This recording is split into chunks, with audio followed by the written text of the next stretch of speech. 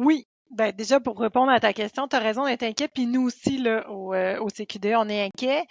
De manière générale, tu as nommé des exemples inquiétants aussi, puis qu'on partage au CQDE là, parce que en fait, ben, on a été impliqué dans ces dossiers-là, tu sais, que ce soit Nordvolt ou même la protection de la rainette Faugrillon. Puis tu mets le doigt de manière plus générale sur quelque chose qui est vraiment problématique à notre avis, qui est depuis plusieurs années, on met beaucoup l'accent puis l'emphase sur comment on peut simplifier les processus pour les promoteurs, comment on peut les accompagner. Puis tu sais, c'est une chose, là, puis on l'entend beaucoup des promoteurs que c'est compliqué. Puis ça, je le crois, là, qu'il y a bien des affaires à remplir, bien des choses, peut-être que les allers-retours et tout ça avec le ministère, c'est compliqué. Bref, il y a eu une grosse réforme de la loi sur la qualité de l'environnement, qui est comme notre espèce de grosse loi importante là, pour regarder les projets qui se passent sur le territoire et leurs impacts.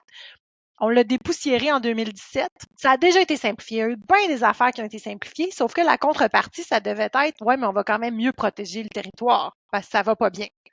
Puis ça, là-dessus, on n'est pas les seuls, toi et moi, à dire que ça va pas bien.